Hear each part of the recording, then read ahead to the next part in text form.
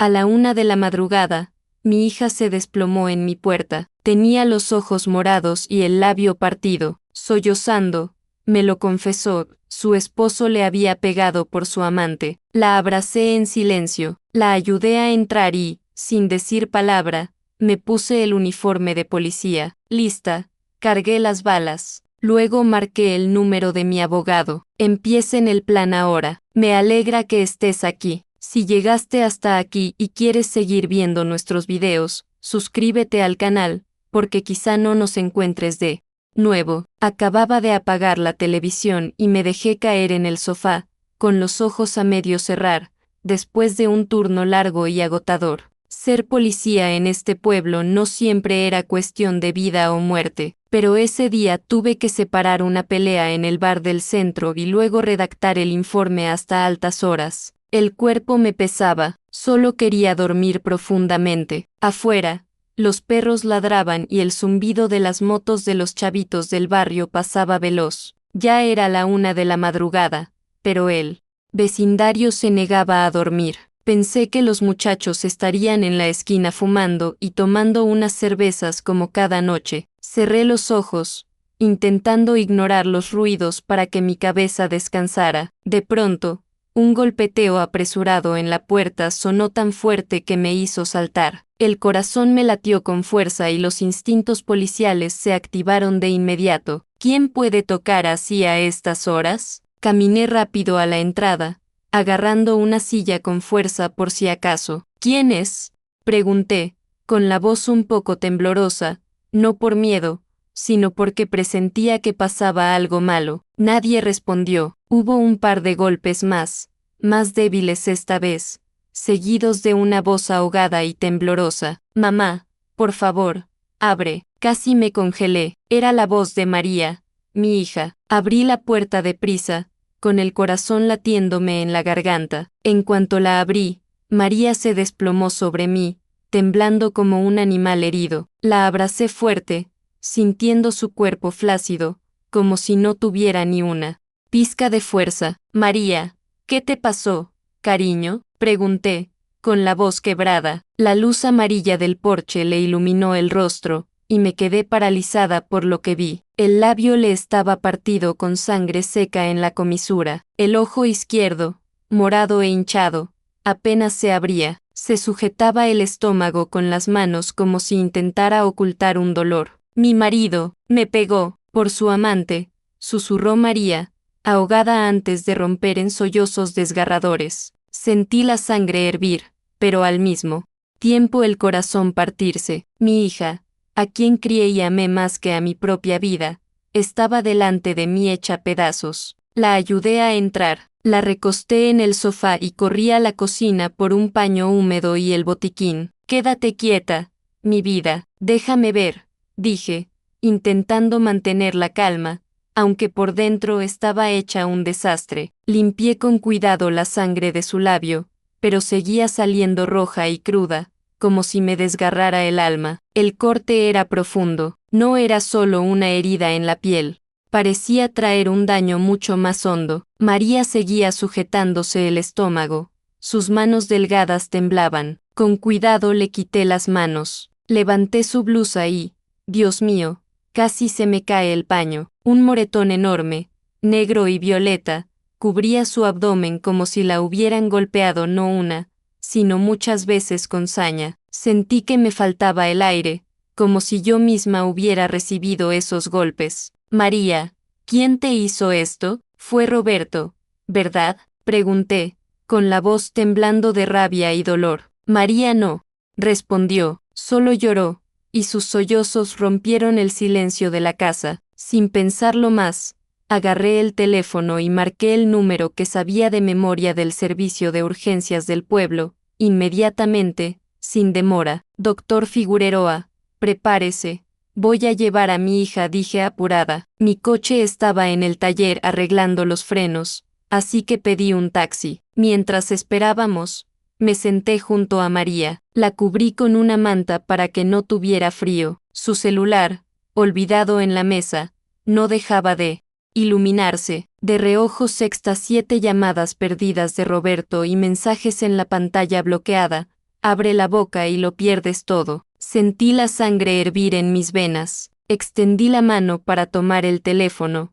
Quería ver más, saber qué más le había hecho. Pero María, aunque débil, lo arrebató con pánico. Mamá, no lo veas. No es nada, murmuró, con los ojos llenos de miedo, como si solo tocar ese aparato hiciera que todo se derrumbara. No la presioné, le apreté la mano con suavidad para tranquilizarla. Estoy aquí, mi vida, no te va a pasar nada, pero por dentro sabía que ya todo había llegado demasiado lejos. Cuando el taxi llegó, la ayudé a subir, sosteniéndola con un brazo mientras torpemente cargaba una bolsa con el otro. En el camino al hospital, María iba encorvada, la cabeza recostada en mi hombro, repitiendo una y otra vez: «Perdóname, mamá, no quería molestarte a esta hora, pero ya no aguantaba más. Tenía que venir aquí». Cada palabra era como una puñalada en mi corazón. Yo era su madre, había jurado protegerla toda la vida, y ahora me buscaba en plena madrugada, destrozada por el hombre en quien alguna vez confié. El taxi se detuvo frente al hospital, donde la luz blanca de un neón iluminaba las palabras «Sala de emergencias». La ayudé a bajar, apenas podía sostenerse, su cuerpo seguía temblando y se sujetaba el vientre como si esa fuera su última fuerza. Le apreté la mano, escondiendo mi propio temblor. «Estoy aquí, no tengas miedo», susurré, aunque yo también estaba aterrada. La doctora Leticia Figueroa, de guardia esa noche, ya nos esperaba en la entrada. Miró a María y luego a mí con gesto preocupado, pero no dijo nada. Solo hizo una seña a una enfermera para llevarla a la sala de exámenes. La seguí con los pies pesados como plomo. Cuando la enfermera le quitó la chaqueta delgada, casi solté un grito. Además de los moretones en el rostro, sus hombros y muñecas estaban cubiertos de marcas de crueldad, hematomas violáceos y rojizos. Acusaciones mudas. Me quedé inmóvil, aferrada al borde de una mesa, conteniendo la rabia que me quemaba por dentro. «¿Qué te hizo este desgraciado?», pensé, aunque no lo dije para que María no rompiera a llorar otra vez. La doctora Figueroa anotaba cada herida con seriedad. «Necesitamos hacer una radiografía para comprobar si tiene costillas fracturadas», dijo con voz grave y firme. Asentí en silencio, observando a María tendida, con los ojos cerrados, como queriendo escapar de la realidad. Mientras esperaba los resultados, bajé a recepción para firmar los papeles del tratamiento y dejar un depósito. Mi celular no dejaba de vibrar. Un número desconocido apareció en la pantalla. Lo reconocí al instante. A esa hora, justo después de que María llegara a mi casa, solo podía ser Roberto. La rabia me invadió y colgué sin responder. No merecía hablar conmigo, no después de lo que había hecho. Cuando regresé a la habitación, María se había quedado dormida, rendida por el cansancio. Le acomodé la manta, mis manos aún temblaban. Al verla, recordé a la niña alegre que corría detrás de mí en el patio gritando: «Mamá, mírame». Ahora esa sonrisa había desaparecido, reemplazada por heridas y miedo. Me senté a su lado, contemplándola dormir, con el corazón hecho pedazos. Yo era su madre, había prometido protegerla y la dejé caer en manos de un hombre como Roberto. Me culpaba, pero al mismo tiempo una llama de determinación comenzó a arder en mí. No podía permitir que mi hija siguiera sufriendo, nunca más. Después de que le pusieron suero y estuvo estable, llevé a María a casa, le preparé un vaso de leche tibia, lo dejé junto a su cama y cerré la puerta con cuidado, asegurándome de que estuviera dormida. Casi amanecía, una luz tenue se filtraba por la ventana. Salí al porche para ordenar un poco y vi a doña Camila, la vecina, barriendo su patio al otro lado de la calle. Al verme, se acercó deprisa. Su voz sonaba alterada. «¿Pasó algo en tu casa anoche, Isabel?». Escuché golpes en la puerta y llantos. Suspiré y le conté brevemente que María había sido golpeada por su esposo, que la había echado de la casa y tuvo que refugiarse conmigo en plena noche. Doña Camila apretó los dientes, sus ojos chispeaban de indignación. ¿Cómo se atreve a tratar así a su esposa? Ese hombre no tiene vergüenza. Asentí, sin añadir más, pero sentí que tenía una aliada. De pronto recordé que ella tenía una cámara en la entrada. Oiga, doña Camila, su cámara alcanzó a grabar ¿algo anoche?, pregunté. Asintió de inmediato. Abrió la aplicación en su celular y me mostró el video. Grabé la escena con mi propio teléfono, María golpeando desesperada la puerta, sus sollozos apagados resonando en la oscuridad. Ver esa imagen me partió el alma otra vez, pero al mismo tiempo supe que sería una prueba clave. Tomé la mano de doña Camila y le agradecí de todo corazón. Ella solo me dio una palmada y dijo con firmeza: no olvides hacer justicia por esa niña. Confío en que lo lograrás. Entré a mi cuarto, abrí el closet y miré mi uniforme de policía colgado impecable. La camisa azul, el pantalón caqui, el cinturón, la funda del arma. Todo parecía estar esperándome. Tomé cada prenda, sintiendo la tela áspera bajo mis dedos. En silencio me vestí, abotonando, ajustando, acomodando. Cada gesto era un juramento. No era solo la madre de María, también era policía, y usaría todo lo que tuviera para protegerla. Cuando terminé, tomé el teléfono y marqué a Jaime Ellison, el abogado de la familia. Su voz sonaba adormilada al otro lado. Hola, fui directa. Jaime, empieza el plan ahora mismo. Guardó silencio un instante y luego preguntó: Isabel, ¿estás segura? Respondí sin titubear. Completamente. Prepárate. Colgué y fui a la sala. Saqué mi cámara digital de un cajón. Me acerqué a la cama donde María dormía. Retiré con cuidado la manta y empecé a fotografiar cada una de sus heridas: el labio partido, el ojo morado, el moretón en su vientre. Cada destello no solo capturaba las marcas en su cuerpo, también el daño profundo en su alma. Cuando terminé, me senté en la mesa del comedor y extendí todos los papeles junto con la memoria USB con el video de la casa de doña Camila. Conecté el dispositivo a la laptop y respaldé todo con cuidado. Al ver la pantalla iluminarse, supe que desde ese instante no había vuelta atrás. Había entrado en una guerra, no solo por María, sino por la justicia que había jurado defender. Para cuando terminé de guardar la grabación de la cámara de doña Camila, el reloj marcaba las 8 de la mañana. María seguía profundamente dormida, con el rostro hinchado y los labios secos, como si ni en sueños pudiera escapar del dolor.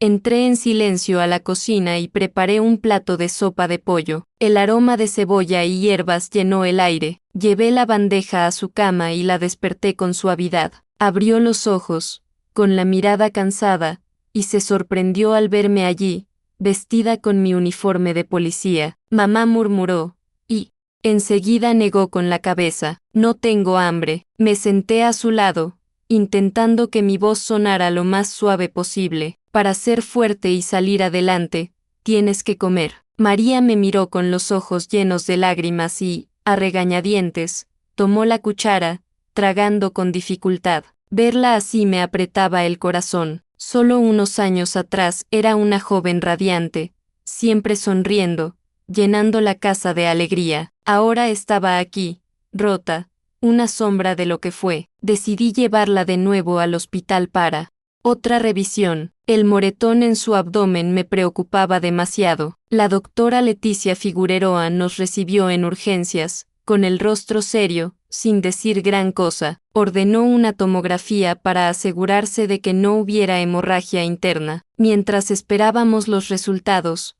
me senté en la sala y saqué mi laptop. Conecté la memoria USB. En la pantalla apareció el video. A la 1:02 de la madrugada, María golpeaba desesperada mi puerta, sus sollozos apagados quedaban registrados en el micrófono. Ver esa imagen me desgarró otra vez, como si reviviera la noche anterior. Copié el archivo en un disco externo y lo protegí con contraseña, cuidando cada detalle. Sabía que lo que hacía no era solo para proteger a mi hija, sino para levantar un muro de pruebas contra Roberto. Justo en ese momento sonó el celular de María. En la pantalla se leía Roberto Méndez. Sentí que el corazón se detenía. Tomé el teléfono antes de que ella reaccionara y lo apagué de inmediato. María me miró, aterrada. Mamá, si se entera de que hablé, no me dejará en paz. Su voz temblaba, como si el simple hecho de pronunciar su nombre la hundiera en la oscuridad.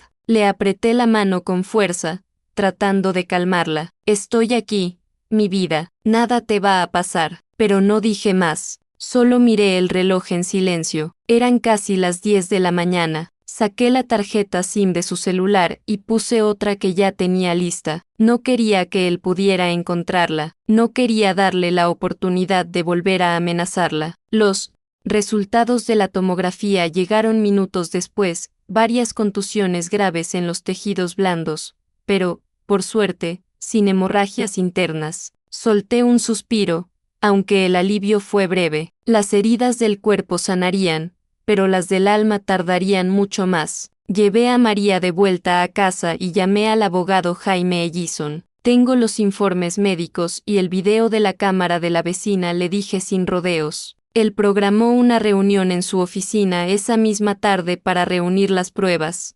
Mientras tanto, doña Camila apareció con una olla de caldo de pollo aún humeante. Esto es para que María recupere fuerzas, dijo con su voz cálida. Si necesitas una testigo, cuenta conmigo. La miré, sintiendo su apoyo sincero, y mi corazón se fortaleció un poco. Por la tarde, María intentó descansar, pero se despertaba sobresaltada con pesadillas. Me senté a su lado, tratando de tranquilizarla, pero solo balbuceaba con miedo. Roberto me empujó, y Denise estaba en la esquina burlándose de mí.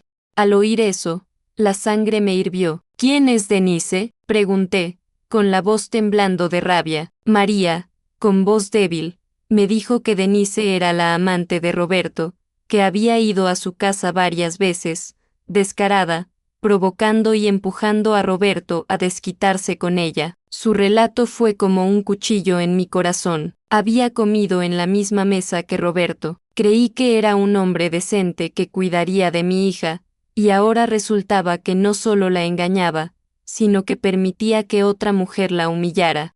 En su propio hogar, sentada junto a la cama, saqué mi celular y tomé fotos de cerca de los moretones en las muñecas de María, incluyendo el reloj para mostrar la hora exacta. Con cada foto sentía que no solo registraba las marcas en su piel, sino también el peso del dolor que cargaba en su alma. Sabía que esas fotos serían pruebas, pero también un recordatorio de lo que debía hacer para protegerla. Por la tarde llevé a María a la oficina de Jaime con una carpeta que contenía toda la evidencia que había reunido. Él la abrió y colocó todo sobre la mesa, las fotos de las heridas, el informe médico y el video en la memoria USB. Jaime asintió, su voz firme. Esto es una base bastante sólida. Ahora solo falta probar el adulterio público y no tendrá a dónde huir. Apreté el asa de mi bolso, sabiendo perfectamente cuál sería mi siguiente paso. Ya no era solo una madre dolida, era policía,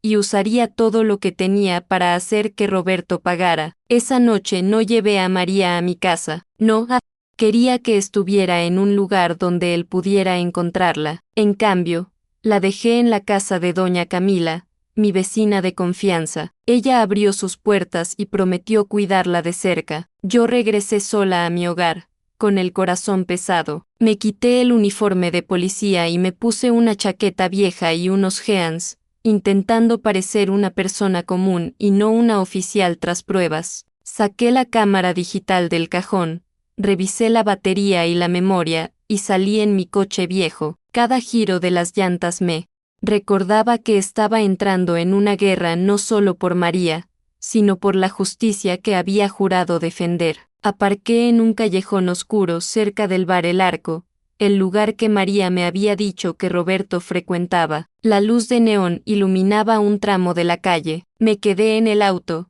agachada, cámara en mano, esperando. Alrededor de las 8 de la noche, apareció la camioneta plateada de Roberto, sus faros barriendo el callejón. El corazón se me aceleró, pero me mantuve serena y encendí la cámara. Lista. Minutos después, Una mujer salió de la esquina. Vestía un ajustado vestido rojo, labios pintados de un tono profundo y un cigarro en la mano. Caminaba con una confianza provocadora. La reconocí de inmediato. Era Denise Salgado, la mujer de la que María me había hablado, la amante que tanto la había hecho sufrir. Roberto apagó el motor, bajó del vehículo y abrió la puerta para Denise, rodeándola de la cintura con familiaridad. Al verlo, sentí que la sangre me hervía. Él, el que se sentaba a comer en mi mesa, el que me llamaba suegra, ahora abrazaba a otra mujer mientras mi hija yacía llena de moretones en una cama. Tomé foto tras foto. La luz de neón iluminaba claramente sus rostros. Cada disparo era una puñalada,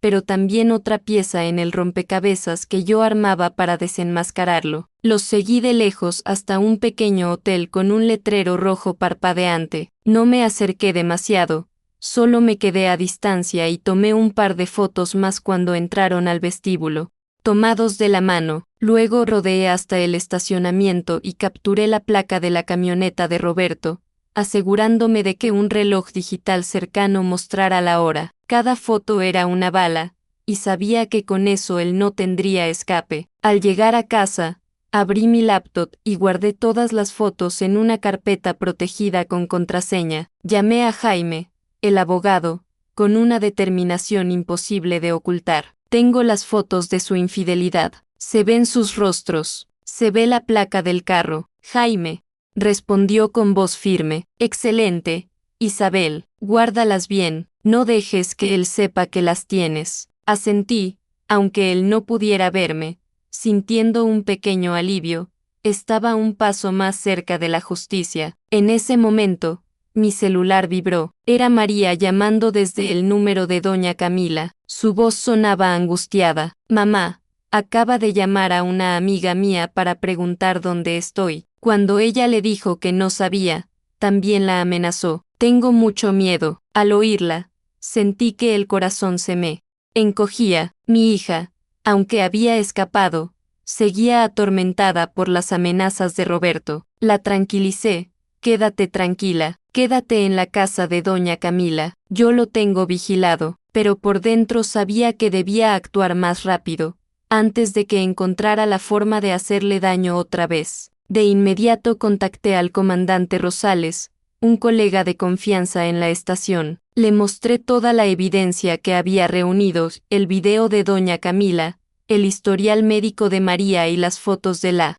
infidelidad. Necesito que mandes una patrulla a vigilar el vecindario, especialmente la casa de doña Camila, dije, con la voz dura. Rosales accedió sin dudar, aunque me advirtió, Isabel, esto es muy peligroso. Si tienes pruebas suficientes, confío en que ganarás. Le agradecí y le entregué una copia de las fotos por si algo me pasaba. Aquella noche no pegué ojo, me quedé en la mesa del comedor, organizando datos en carpetas, pruebas de las contusiones, el video de la cámara y las fotos de la infidelidad. Cada archivo era una acusación más, un paso hacia sacar a Roberto a la luz. Pero el dolor no me abandonaba. Había creído en él como quien cree en un hijo. Pensé que protegería a mi hija, y ahora, no solo la había traicionado, sino que había levantado la mano contra ella por otra mujer. Ese dolor, como un corte profundo, me dolía cada vez que recordaba los moretones de María. A la mañana siguiente llevé a María con Anaís Correa, la psicóloga que Jaime me había recomendado. María necesitaba ayuda para superar el trauma. Esperé en la sala con el peso en el pecho. Verla entrar con los hombros caídos era como un puño en el estómago. Yo, que me creía madre fuerte y policía dura, no había podido protegerla del hombre en quien confié. Mientras esperaba, mi teléfono vibró. Era Romero Alcázar, el jefe del registro de la propiedad, a quien conocía por gestiones anteriores. Su voz sonó grave y apurada. Señora Arriaga, no conviene hablar mucho por teléfono, pero acabo de ver su nombre y el de su hija en una ficha de transferencia de tierras. Hay algo extraño. Si tiene tiempo, debería pasar. Fruncí el ceño. No entendía. María y yo no habíamos hecho ninguna transferencia, pero un mal presentimiento me hizo levantarme de inmediato. Le dije a Anaís que volvía después por María. En el registro, Romero me hizo pasar y abrió un expediente con el ceño fruncido. Aquí hay algo raro, dijo. Esta tierra fue transferida a una tal Denise Salgado la semana pasada. ¿Cómo usted no me llamó para confirmar? Me pareció extraño. Me quedé helada. No puede ser, exclamé, con la voz quebrándose. Nosotras no firmamos nada. Romero negó con la cabeza y me alcanzó el expediente. Las firmas están aquí, con su nombre y el de su hija, y la transacción ya está registrada. Tomé el papel y sexta firmas temblorosas que no se parecían en nada a las nuestras. Pregunté de inmediato, ¿quién entregó estos papeles? Romero me respondió en voz baja. El empleado dijo que vino su yerno, Roberto. Dijo, que usted le pidió que lo hiciera porque estaba ocupada. La sangre se me heló. Roberto no solo había golpeado y engañado a mi hija, además había osado falsificar nuestras firmas para apropiarse de la tierra, la herencia de mi padre, lo que mi familia había cuidado por años. Intenté mantener la calma y le pedí a Romero una fotocopia del expediente. Él suspiró y murmuró, aquí dentro seguramente alguien le ayudó con los trámites. Antes de que se vaya, tenga cuidado, que nadie en la oficina sepa, que yo le avisé. Asentí, le agradecí y prometí discreción. Por dentro, caminaba sobre agujas. Roberto no era solo un hombre violento, era un manipulador dispuesto a todo para salirse con la suya. Por la tarde fui a recoger a María de su terapia. Se veía cansada, pero su mirada ya no era de pánico. La llevé directamente a la oficina de Jaime con la fotocopia de los papeles falsificados. Jaime los revisó con calma, tocando la mesa con los dedos, y dijo con voz firme, esto es la clava final en el ataúd. Ahora tenemos prueba de fraude, no tendrá escape. María, sentada a mi lado, escuchó en silencio, y sus ojos se llenaron de lágrimas. Mamá, se atrevió a falsificar las firmas para robar la tierra del abuelo, murmuró con voz temblorosa, dolida e indignada. Le apreté la mano intentando darle algo de fuerza. Yo también luchaba con mi propio dolor. Esa tierra no era solo un terreno, era memoria, era el sudor de mi padre, lo que la familia cuidó por generaciones, y Roberto la había pisoteado, por su ambición y traición. Esa noche me reuní con el comandante Rosales y le entregué la copia de los papeles falsos. Él la miró serio. Tu evidencia es muy sólida. Te aseguro que no se va a escapar. Le agradecí, pero el peso en el pecho siguió ahí. Al llegar a casa encerré todos los documentos en la pequeña caja fuerte de mi habitación. El reloj marcaba casi la medianoche, pero no tenía sueño. Me senté en la oscuridad pensando en Roberto, en lo que le había hecho a María, a nuestra familia. El dolor, como un fuego lento, me consumía y al mismo tiempo me impulsaba. Sabía que había llegado la hora de enfrentarlo directamente. No había otra opción. La mañana del sábado dejé a María en la casa de doña Camila, el lugar más seguro para ella en ese momento. El comandante Rosales había puesto vigilancia afuera. Sabía que estaría protegida, pero mi corazón no descansaba. Me puse ropa de civil, una chaqueta vieja y unos jeans y escondí en mi bolso la carpeta con las pruebas, las fotos de las heridas, el video de la cámara de la vecina, el informe hospitalario y la fotocopia de los papeles del terreno. Conduje mi coche viejo hasta la casa de empeños de Roberto, el centro de sus negocios y su exhibición de poder en el pueblo. Cada giro de las llantas me recordaba que no era un simple viaje, sino una confrontación inevitable. La tienda estaba abierta. El olor a aceite de máquina y humo de cigarro me golpeó al entrar. Dos de sus matones acomodaban mercancía y me miraron de reojo. Uno sonrió con sorna. Miren, llegó la suegra policía. Los ignoré y fui directo a la oficina trasera, donde Roberto contaba fajos de billetes sobre un escritorio de madera. Al alzar la vista me lanzó una sonrisa falsa. ¿Qué se le ofrece?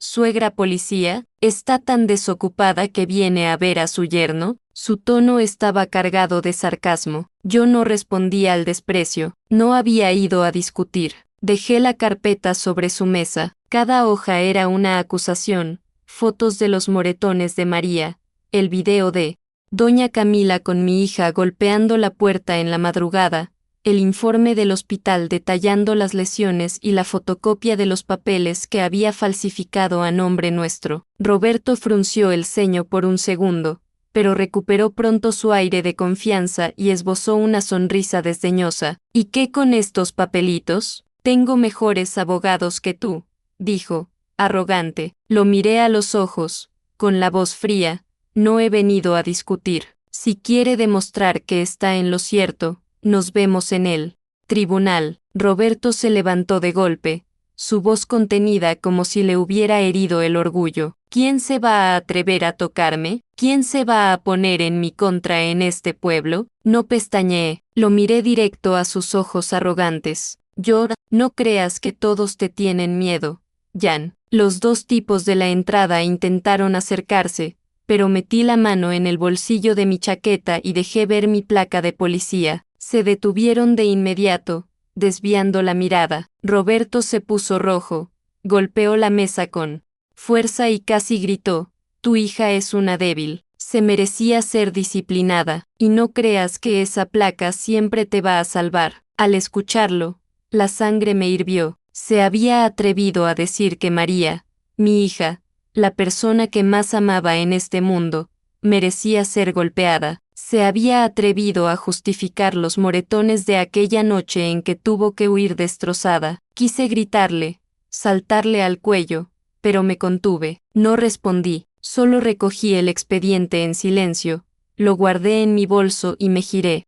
Para salir, antes de cruzar la puerta, lo miré y dije con voz firme, que te quede claro, a partir de ahora las reglas cambiaron. Ya no vas a disciplinar a nadie, la ley es la que va a disciplinarte a ti. Roberto me gritó a la espalda, si sales por esa puerta dejas de ser mi suegra, y luego no te quejes si me pongo pesado. Me detuve un instante, lo miré sin rastro de miedo, pues considera que desde hoy ya no eres el esposo de mi hija. Salí a la calle, donde el viento levantaba polvo. Del camino de tierra, subí al auto y de inmediato llamé a Jaime. Es hora de presentar la demanda. La voz de Jaime sonó tranquila, pero cautelosa. De acuerdo, prepárate. Él va a contraatacar con todo lo que tenga. Asentí, aunque no pudiera verme. Mi corazón era frío como el acero. Sabía que esta guerra no sería fácil, pero estaba lista. Unos días después de mi confrontación con Roberto en la casa de empeños, los rumores comenzaron a esparcirse por el vecindario como pólvora. Temprano, fui al mercado a comprar verduras, intentando aparentar normalidad, pero los murmullos llegaron a mis oídos. En un puesto de la esquina, dos señoras cuchicheaban. Seguro que María inventó todo. Dicen que siempre le contestaba al marido, por eso la golpeó. Al pasar frente a ellas, callaron, pero sus miradas me siguieron como si yo fuera la culpable. En la cafetería contigua, un anciano bebía su café y negaba con la cabeza. Ahora Isabel usa su placa para fastidiar a su yerno. Sentí aquello como una daga en el pecho. Esa gente que me saludaba cada mañana, que sonreía a María cuando era niña, ahora creía tan fácilmente en las mentiras de Roberto. Bajé la cabeza y aceleré el paso, escondiendo las lágrimas que querían salir. Al mediodía, Jaime me llamó a su oficina, colocó un montón de papeles frente a mí, su voz grave. Roberto acaba de contratar a Héctor Valdivia, un abogado de Ciudad de México. Presentó una contrademanda, dice que María inventó todo para extorsionarlo y que tú estás abusando de tu autoridad como policía. Tomé la demanda, vi la firma de Valdivia en tinta azul, aún fresca. Las palabras en ese documento eran como acusaciones directas contra María y contra mí, como si nosotras fuéramos las villanas que querían arruinarle la vida a Roberto. María,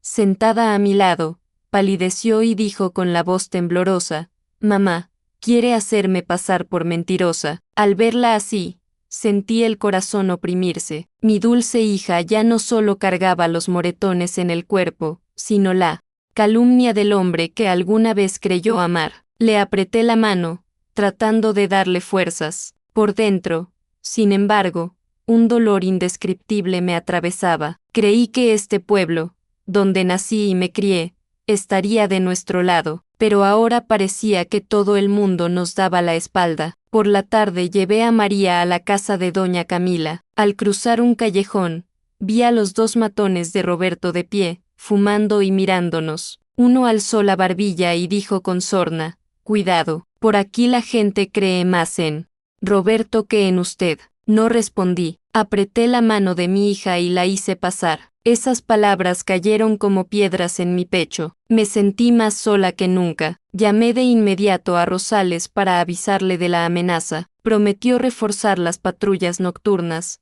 pero su voz sonó preocupada. «Isabel, ten cuidado. Ese tipo intenta voltear todo a su favor». Agradecí y colgué, sabiendo que caminaba por un sendero peligroso. Más tarde, en la tienda de la esquina, el dueño, que me conocía de años, se me acercó y murmuró: «Isabel, cuídate. Dicen por todos lados que inventaste todo para quitarle la tierra a tu yerno». Un escalofrío me recorrió la espalda. Los vecinos con los que había compartido historias ahora creían que yo era la trampa. Le agradecí y sonreí forzada. Al salir, sentí que el mundo se me venía encima. Al volver a casa, encontré un sobre sin remitente deslizado bajo la puerta. Dentro, una nota con letra temblorosa: «Cállate o pierdes a tu hija». Las manos me temblaron, pero no de miedo, de furia. Furiosa porque Roberto amenazaba a mi hija. Furiosa porque la gente se dejaba manipular tan fácil. Guardé la nota entre las pruebas. Sería otra pieza para desenmascararlo. Más tarde,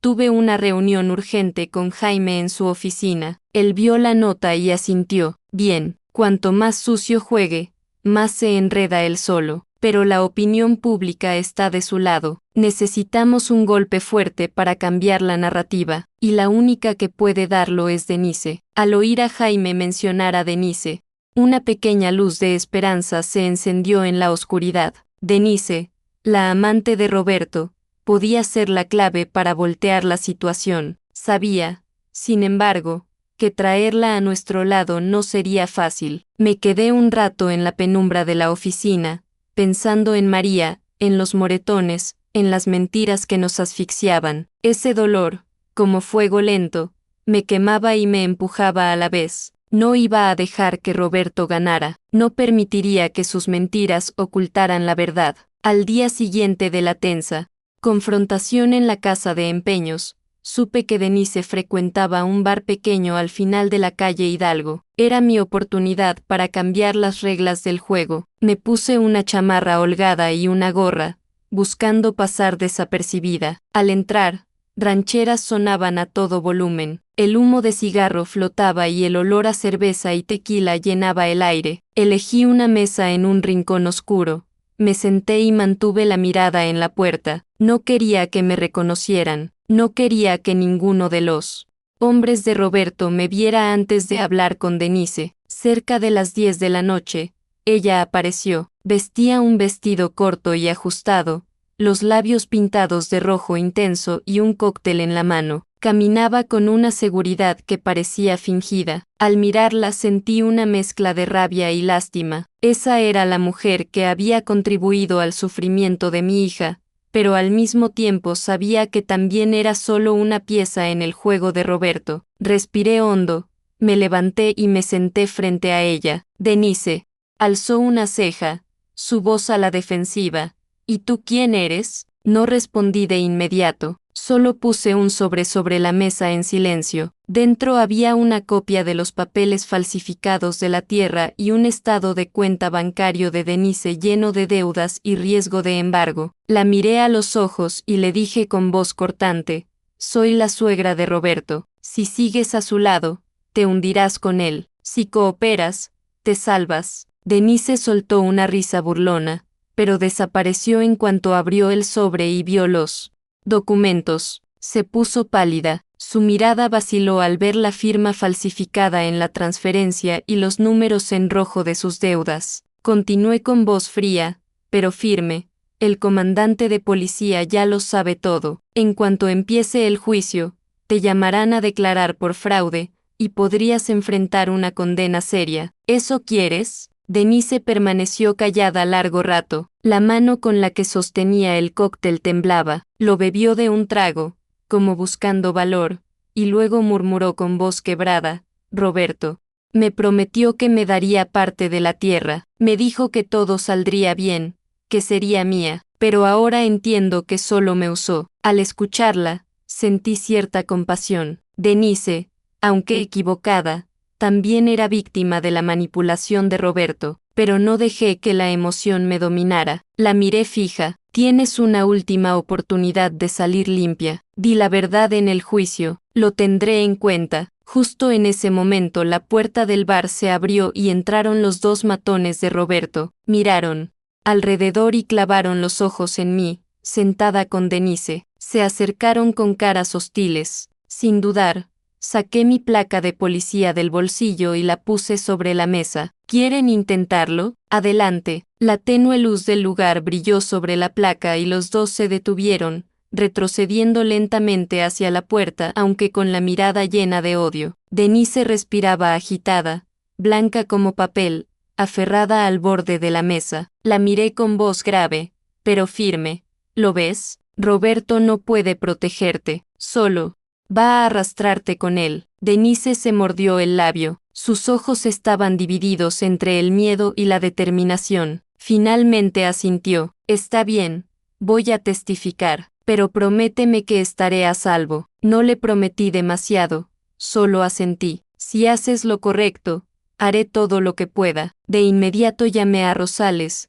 Le conté la situación y le pedí que consiguiera un departamento seguro en las afueras para que Denise se escondiera. Al salir del bar caminé por la calle fría y oscura. El viento me hacía tiritar, pero por dentro sentí un gran alivio. Sabía que la batalla había cambiado. Roberto acababa de perder a su pieza más importante. La mañana del juicio me desperté a las 5, cuando el cielo aún estaba oscuro. Fui a la cocina y preparé un caldo ligero de pollo. El aroma suave parecía querer calmar la tensión que llenaba la casa. Llevé la bandeja a la cama donde María aún dormía. Ver su rostro, todavía un poco hinchado y con los labios resecos, me apretó el corazón. La desperté, suavemente, susurrando: come algo, hija, para que tengas fuerzas. María abrió los ojos, con la mirada cansada, pero asintió y se incorporó despacio. La ayudé a ponerse un vestido largo,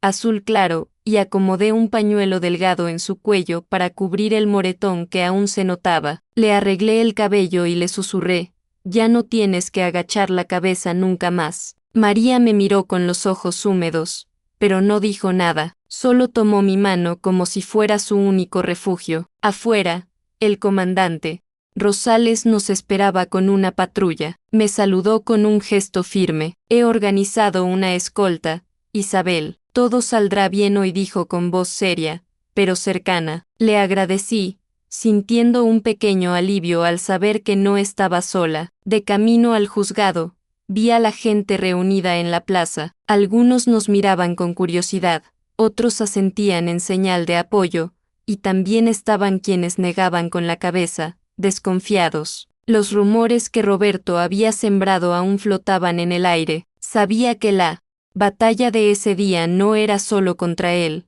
sino también por recuperar la verdad. Al llegar a la entrada del tribunal, lo vi. Roberto estaba allí, impecable en su traje, el rostro enrojecido y la mirada afilada como un cuchillo. A su lado, el abogado Valdivia aparentaba calma, aunque yo sabía que estaba tenso. Denise también estaba presente, de pie lejos de Roberto, con los brazos cruzados y la mirada distante. Al verla recordé la noche del bar, cuando logré que cambiara de lado, y sentí una chispa de esperanza, pero sabía que ese día no sería fácil. Tomé la mano de María y la conduje al interior de la sala. Dentro, El lugar estaba lleno. Los viejos bancos de madera crujían al acomodarse la gente. Vi a doña Camila en la última fila. Me hizo un gesto alentador, como diciendo que siempre estaría ahí para apoyarnos. El juez Arturo Cervantes entró y toda la sala se puso de pie. El aire se volvió espeso. El único sonido era el zumbido del ventilador de techo, marcando el ritmo como un corazón. Jaime comenzó. Su voz era profunda y segura. Presentó el caso pieza por pieza, mostró las fotos de las heridas de María, el informe de la doctora Figueroa, el video de la cámara de doña Camila con los golpes y los sollozos en la madrugada, y la copia de los papeles falsificados que Romero Alcázar había proporcionado. Cuando el video se proyectó en la pantalla, los golpes de María en la puerta y sus sollozos apagados llenaron la sala. Escuché murmullos. Algunas personas se limpiaban las lágrimas. Miré a mi hija junto a mí. Sus manos temblaban, la cabeza inclinada. Le puse una mano en el hombro y la apreté suavemente, como diciendo que seguía allí, que siempre estaría allí. Entonces se levantó Valdivia. Su voz era afilada. María inventó todo para extorsionar a mi cliente. Isabel Arriaga abusó de su autoridad como policía para coaccionar y difamar. Esas palabras fueron como dagas en mi pecho. Quise saltar y gritar que mentía, que los moretones de mi hija no eran invento de nadie, pero Jaime me hizo una seña para que me calmara. Enseguida mostró los mensajes amenazantes de Roberto, visibles en la pantalla grande.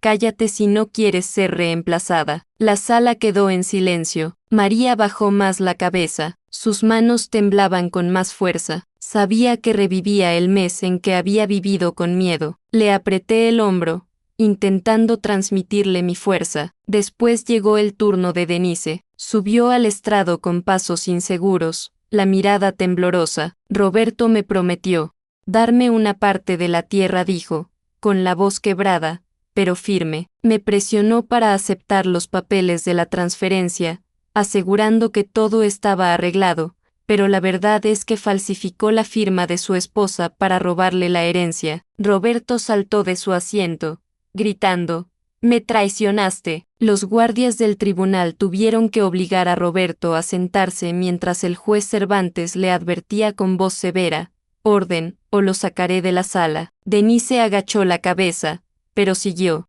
declarando. Cada palabra era como un martillo destrozando las mentiras de Roberto. Al verla, sentí un pequeño alivio, aunque el dolor seguía allí. Denise había sido parte del sufrimiento de María, pero ahora había elegido ponerse del lado de la verdad. Cuando llegó mi turno, subí al estrado y juré ante la corte. Miré directamente a la gente, con la voz firme, «Soy policía, pero hoy estoy aquí como madre. No permitiré que nadie, ni siquiera mi yerno, destruya a mi hija y se burle de la ley». Señalé a Roberto sin un ápice de miedo en los ojos. Ese hombre no es un esposo, no es un padre, es solo un abusador y un mentiroso. La sala se llenó de murmullos. Algunas personas que habían creído en él se miraban confundidas. Alcancé la mirada de doña Camila. Ella asintió como diciéndome que había hecho lo correcto. Finalmente, el juez Cervantes se levantó para leer el veredicto. Su voz era grave y clara, aunque no escuché cada palabra. Solo supe que dictaba una orden de protección para María, congelaba todos los bienes de Roberto, anulaba la transferencia de la tierra y enviaba el caso a la fiscalía para investigar los delitos de usura y violencia doméstica. Un murmullo ensordecedor recorrió la sala. Roberto se desplomó en su asiento, el rostro pálido, como si toda su fuerza se hubiera esfumado. Valdivia permaneció callado,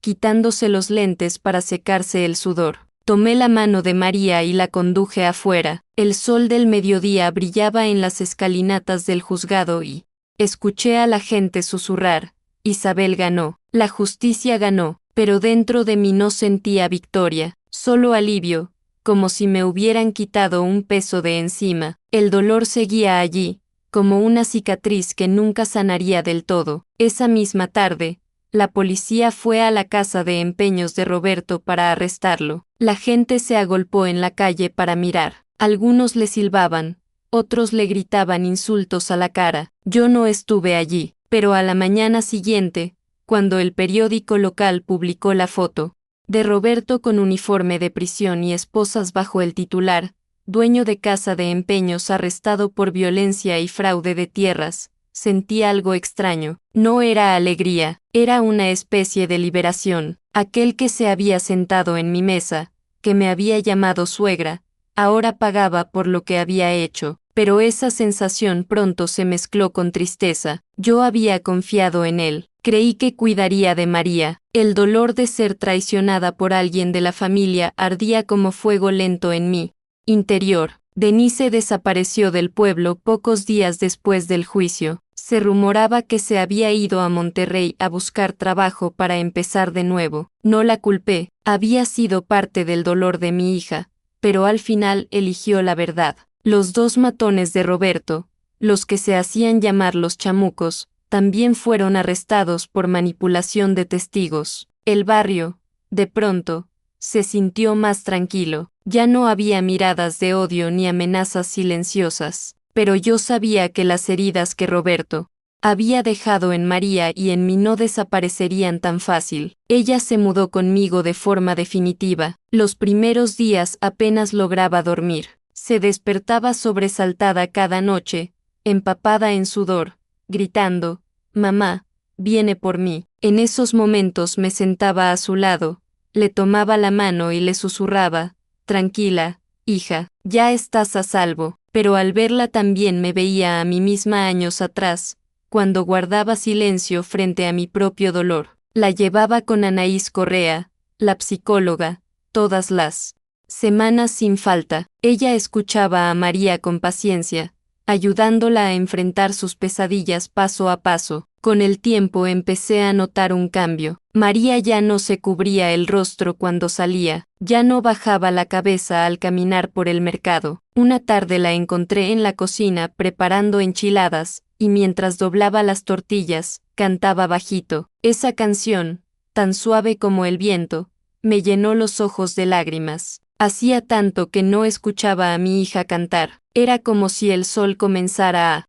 entrar de nuevo en la casa. El pueblo también empezó a cambiar de actitud. Los vecinos que habían dudado, que habían creído en los rumores de Roberto, ahora me saludaban. Algunos se acercaron a disculparse con la voz llena de remordimiento. «Señora Isabel, no sabíamos la verdad». Yo solo asentía, sin rencor. Entendía que las mentiras de Roberto habían sido convincentes, y no todos tienen el valor de enfrentarse a alguien como él. Doña Camila vino a visitarnos con una charola de pan dulce, y abrazó fuerte a María. «Saliste más fuerte que tu madre en sus tiempos», dijo. Verlas reír juntas me calentó el corazón, como prueba de que la bondad seguía existiendo a pesar de los días oscuros. Yo continué mi trabajo en la estación. Cada patrulla diaria me recordaba mi deber. Cada vez que encontraba un caso de violencia, me sentía más decidida a ayudar a otras mujeres a romper el silencio. Una vez vi a una joven llorando frente a la estación,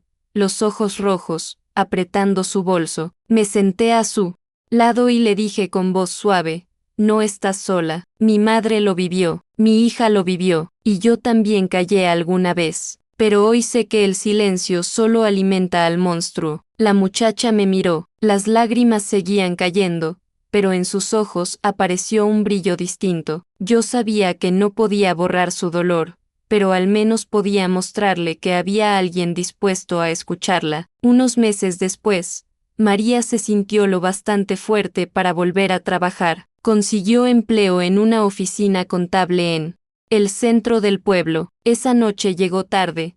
Abrió la puerta con una sonrisa radiante. «Mamá, conseguí el trabajo». Me levanté y la abracé con todas mis fuerzas, y las dos lloramos. Ya no eran lágrimas de dolor, sino de alegría, de liberación. Ver a María allí, sonriendo como el sol, me recordó a la niña que corría tras de mí en el patio gritando, «Mamá, mírame». Yo sabía que las heridas en su corazón seguían presentes, pero estaba aprendiendo a levantarse, a encontrarse de nuevo. Esa noche me Senté en el porche, el viento soplaba fresco. Recordé la noche en que María se desplomó en mi puerta, el rostro lleno de moretones, contándome con voz temblorosa lo que Roberto le había hecho. Recordé los meses de lucha, las noches sin dormir, los momentos en los que creí que me quebraría bajo las mentiras y la desconfianza de todo el pueblo. Pero entonces miré la sonrisa de mi hija y pensé, la justicia a veces es lenta,